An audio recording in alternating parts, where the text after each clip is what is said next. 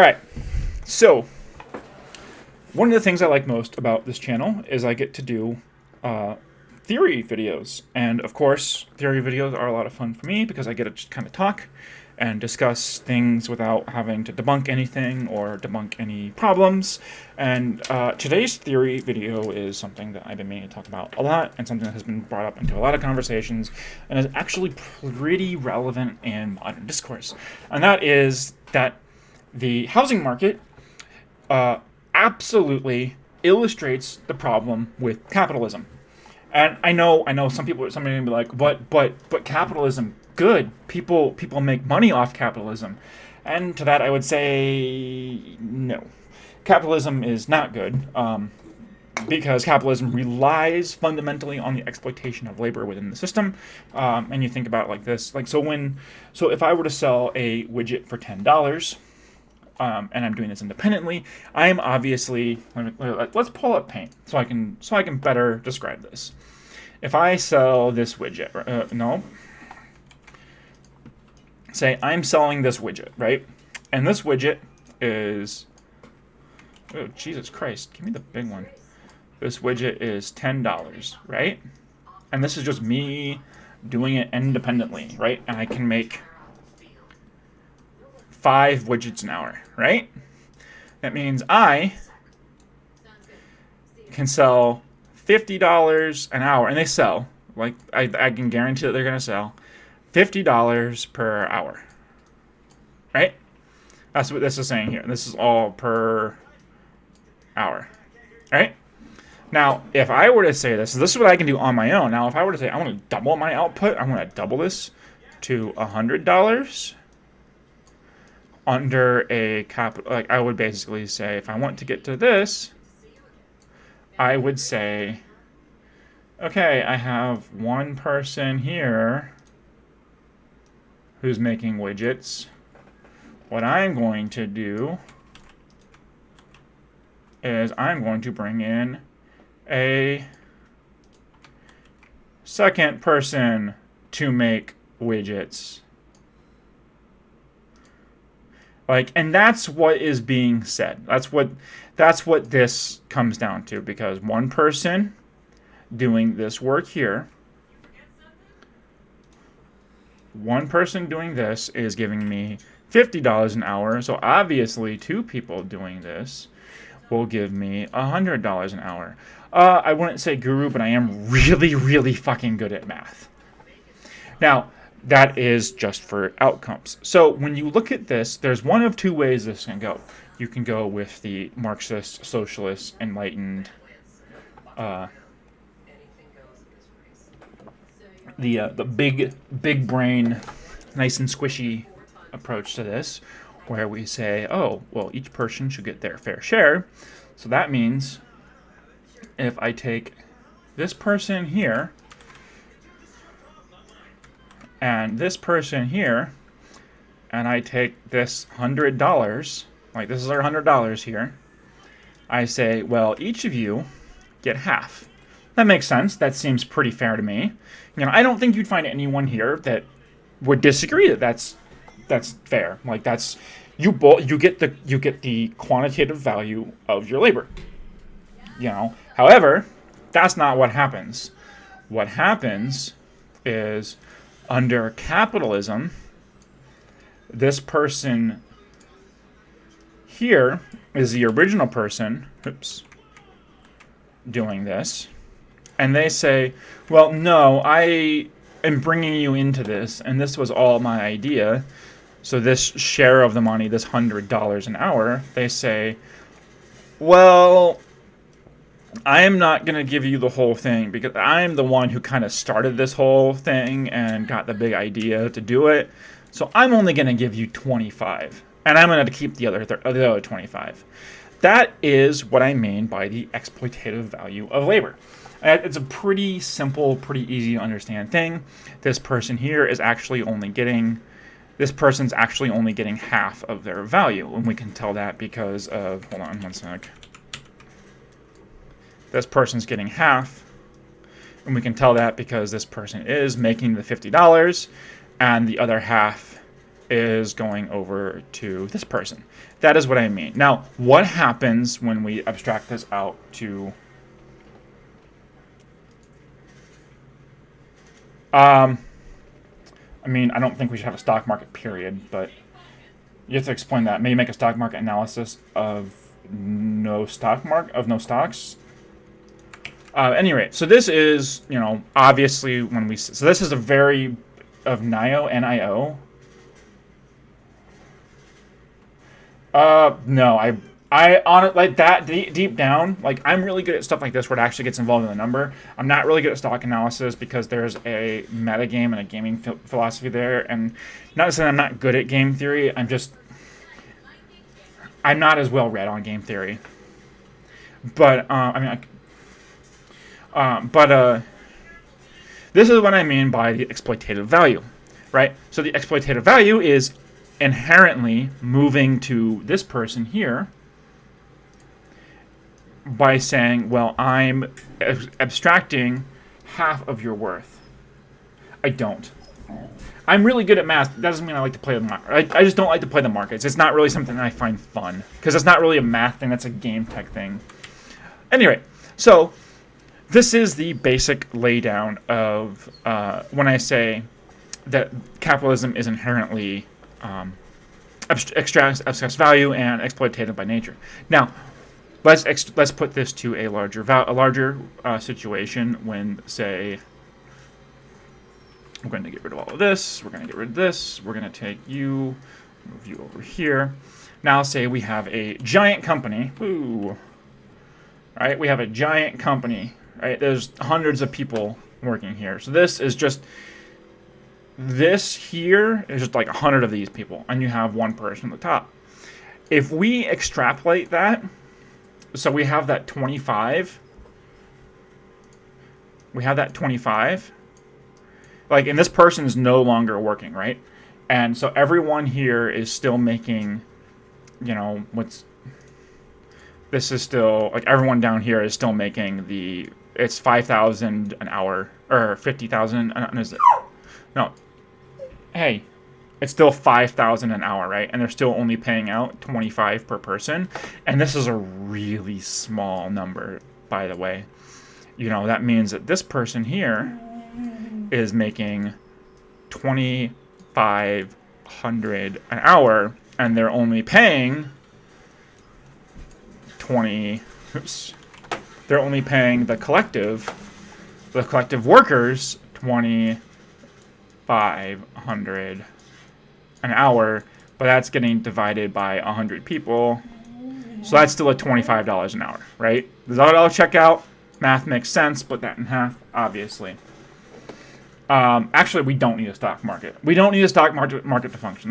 That's a huge lie. So that's what I mean when this is exploited. So capitalism, exploitative, that's the basics. We got it.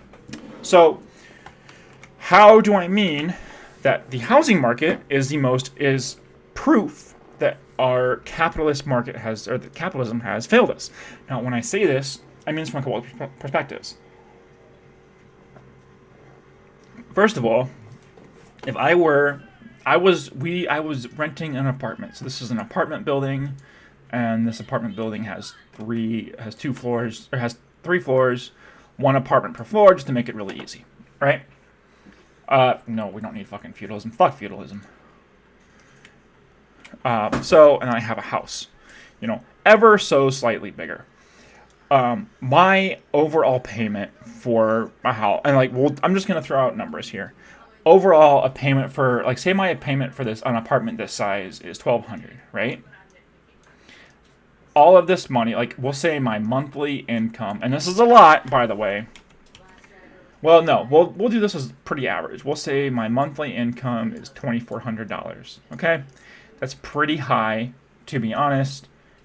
No, hold on. Jesus Christ. This is, we'll say, we're not going to worry about taxes right now, just because, whatever.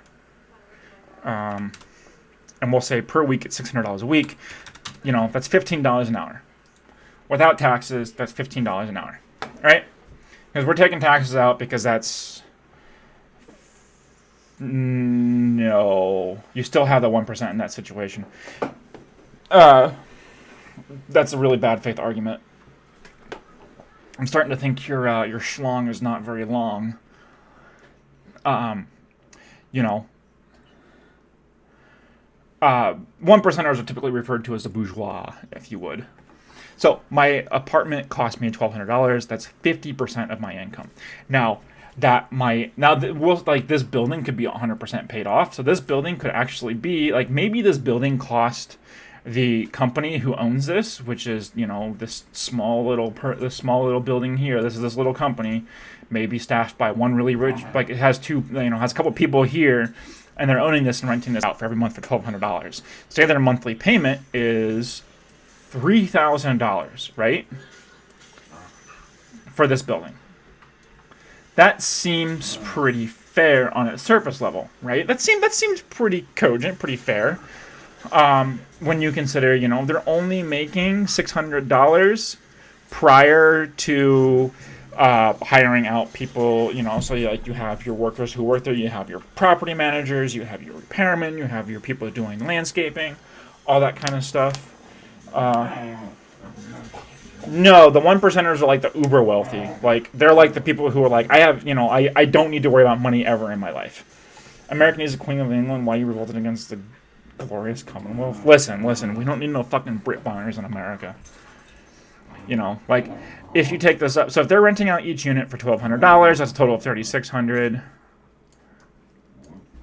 And that's what I'm getting at here, where they're paying $30,000 and they get $600. That's their overall takeaway. You know, that seems pretty low. But when you think about it, they know that, you know, if these are all full and people are constantly paying in, all of a sudden, you know, what happens if this $3,000 goes bye-bye? What happens if they pay this off, right? Now, they're not making $600, they're making $3,600 a month. Pure profit. That's all this is. This is pure profit. Now, let's go to my house over here. I'm still making the same $2,400 a month. But now, instead of $1,200, I have my own building with $1,000. And yeah, there's other things I have to start to consider here in expenses. Like, I have to start to consider in more utilities. I have to start considering in time for maintenance and everything. I have to start considering a lot of other stuff. But overall, I'm paying less. And that's a huge problem here, is where it's actually cheaper in the long run, because I'm also building equity into this house that I get back when I sell my house. Like, my house, if I were to go through and sell it tomorrow, I would get out the money that I paid into it and then some, because I'm investing into my house, which is why it's such a huge thing. But if I'm actually looking into, so that's why, like, so say over time, like, say my house cost me $100,000, right? And my monthly payment, so it took me 100 months, like and then actually every year of that $1,000, $2,000 went to taxes, so I was actually paying off $10,000 a year on my mortgage, and then over 10 years it's mine. This is like a huge reduced, you know, huge reduced algorithm. This is not the case at all. It's more complicated than this. But, you know, say I was here for 3 years, all of a sudden this $100,000 now becomes $70,000, right? It now becomes $70,000, and that's not even including what the value of this property looks like. Because maybe after 3 years, maybe after this 3-year time period, the value of my property increased by 10%. So now now it's worth $110,000. So now I get $10,000 in equity. That means that I get this $10,000. Now I have $40,000 invested into my home, only paying $30,000. Like, I get that extra $10K because I own this property. The same thing's going on over here with the people who are owning this property. The value of this property continues to go up regardless of whether people are occupied in it, because that's just how it works. Over time, the value of land and the value of homes go up. It goes along with inflation. It's just how economics works. Like, because we produce more valuable goods over time, we increase the value of our general economy and, everything like that. Now, what's the problem here with this? Why am I saying that this is a huge problem? I'm saying this because the person over here is not actually getting value out of this. It's just getting extracted into a money vacuum down into the people who own this apartment. So it's all going into here, and they're just taking it out and making money off this. This is why people say we need things like rent control. And obviously this $3,000 a month, that's not what they're paying for these buildings. And it's not just, it's not just 3 people paying into this. Like, it would, in a normal apartment, you might have, let's see, my last apartment complex, we had bays of 6. So we had let me try and draw it out here. So here was our building. We had huge bays we had 5 bays.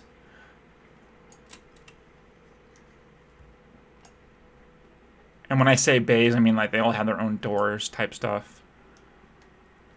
So like there was 1 door here per unit.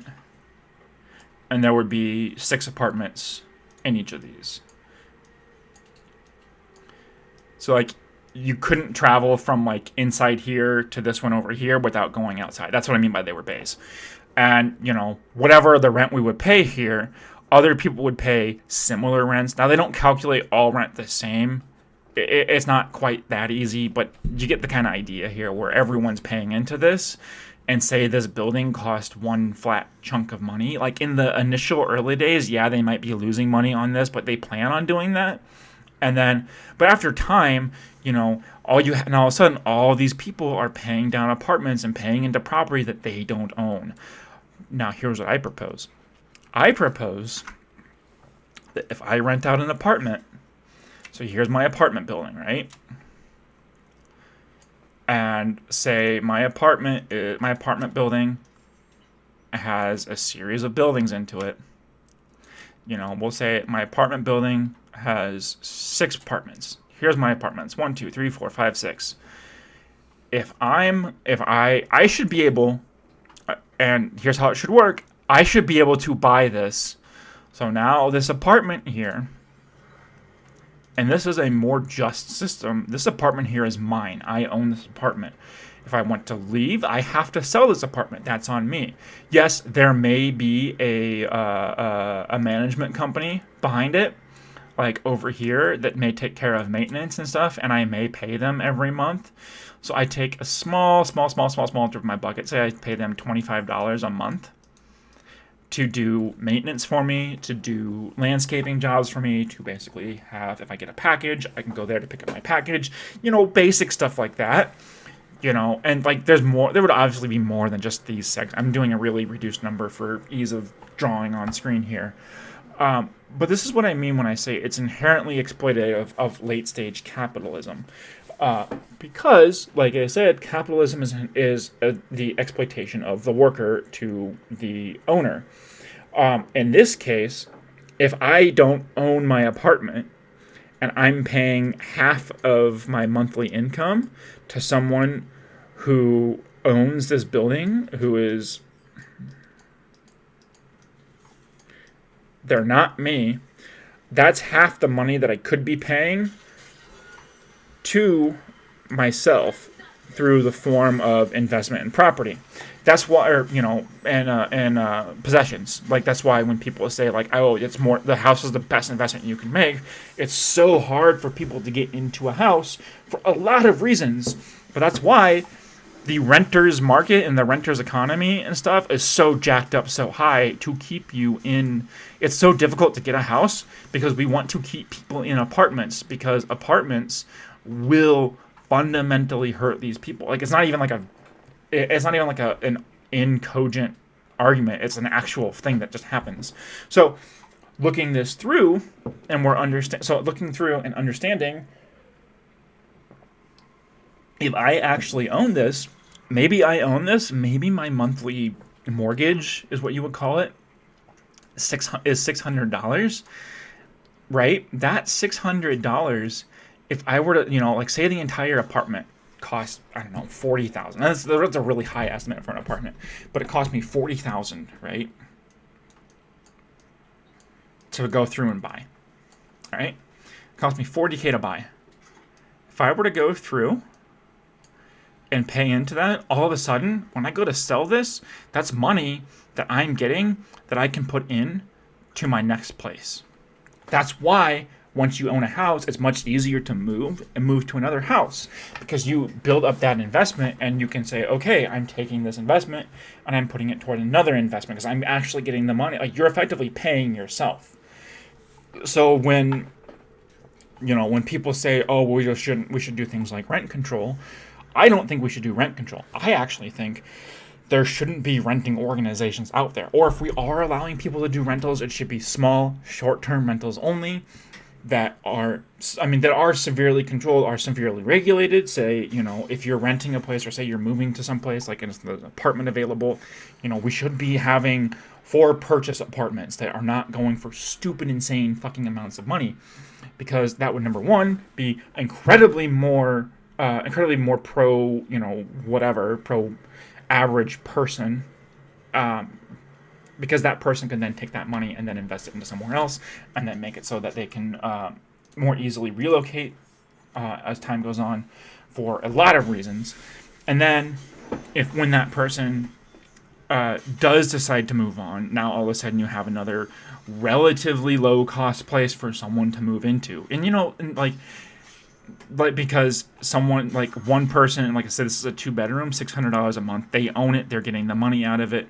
Them moving on, that's a lot easier for a couple people to go on. Even if it's like you're sharing this with someone, okay, well, then you both sell it and you take your half and go your separate ways, or maybe you move together or whatever. Like, it's inherently a more equitable system, which is what we want. We want equitable systems, because right now, in our current economy and in our current, under capitalism and everything like this, all of this money here that I described earlier, like all that money in that building that I didn't own, like if this building brings in, say this building in rent brings in like $8,000, and it's paid off, of that $8,000, maybe they're paying $1,000 in operational costs and everything. Because here's the trick: when you pay your rent, they include, like, if you're paying utilities or whatever, say you get cited for rent for $1,000 a month, right? But then they'll say, oh, internet, electric, gas, and everything, we're going to tack on an extra $100 or $150 a month, and you're going to get that. They're not just eating this cost. Your new total is now $1,150. You're paying that. It's just that this $150 just goes off to someone else, right? This $1,000 is now going into under here or whatever.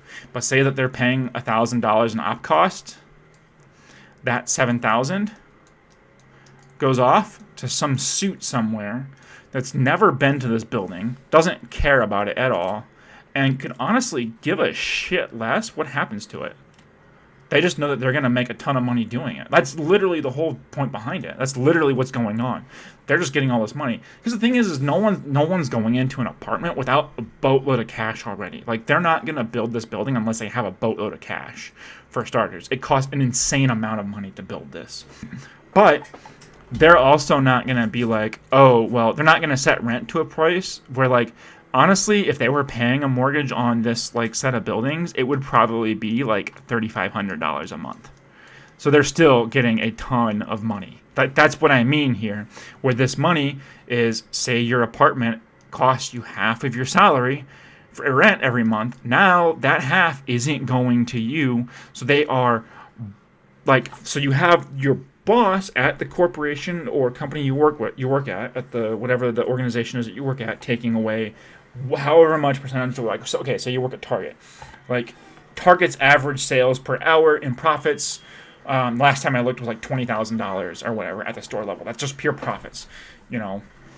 Like, say they pay out $10 an hour, $15 an hour to everyone who works there. Well, there's no more than like 20, 30 people working at a Target at any given point in time. And even then, that's a lot of people. So 15 to 20 on the average day total throughout the store. You might have 30 people throughout the whole day, 30 unique people working at that store throughout the whole day. Like they're still taking that extra $10,000 and kicking it up the ladder. Or, and to pay for other people, but then it's pennies of that. It's maybe $1,000 of that goes out to other people throughout the corporation who don't work in that store. Because you have however many stores going up there and kicking it up to the people who don't actually work there, aren't actually doing anything, such as shareholders and all that kind of stuff. So not only are they extracting the value of your labor, but now this apartment manager is extracting the value of your labor. That's what I mean when I say capitalism is fundamental proof, or not, is when I say the renting and the housing market is fundamental proof that capitalism absolutely is failing our economy, and is one of the major reasons why we can't actually continue to afford to go down this route. Like, if we take this down to its logical confusion, we absolutely will hinder ourselves economically. We will not be able to survive as a country, like, without getting into some really crazy, insane dystopian future where you're working like 80 hours a week, trying to find extra shifts to pay for rent. Like, what's that movie? What's that movie with Justin Timberlake where they're like, everything's about like... Oh, In Time. Yeah. Like, I don't know if any of you have seen that movie, but they're like literally like paying for their life with the amount, like they're paying for goods and services with the amount of time they have left, and they're like trying to find how much quote unquote time that they can get off. But then there's people who are like, oh yeah, well I've got like, 100, like 100,000 lifetimes or something sitting around just in a bank vault. Or a million. Yeah, just sitting around doing nothing. Like, that's what I mean when I'm saying this, is like, if we continue down the route we're going on, we will get to a point in time where people are literally chasing shifts to pay for basic commodities. Like, and Cyberpunk talks about this, where people can barely afford to live now. How is it going to be in 50 years? So that's why when I say that there is the current housing market, the current economy that we have based around this housing is fucking horrendous, and we can't afford to sustain it. And it absolutely is it's absolutely proof that capitalism is failing. Like, it's insane. So yeah, like I don't know what else to say. It's absolutely ridiculous that this is the case. Like, because so much of your money is going off to someone else that you don't actually get to keep. But then if you own a house, you get to kind of half keep that money because you're paying it to yourself. Like, it just like it's yeah.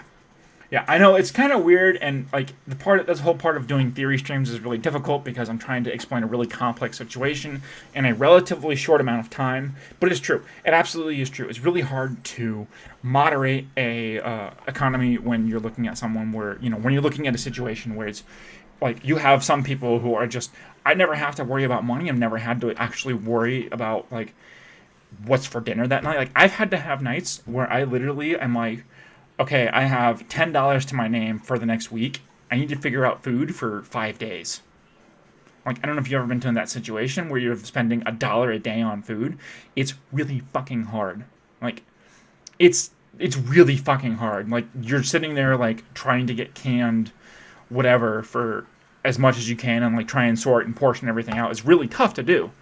And I'm lucky enough that I was able to kind of get myself out of that situation, but there's tons of people who are in that situation still. And I actually care about people, so I don't want to see them in that situation. Yeah. But if you like this, if you, leave a comment, subscribe, tell me what you think, feel free to discuss with me. I try and read all my comments. Come follow me on Twitch. I try and stream politics every Saturday. It's been a while since I've been doing it, but I'm getting back into it now. Yeah. Definitely appreciate it. I hope all of you have a great day.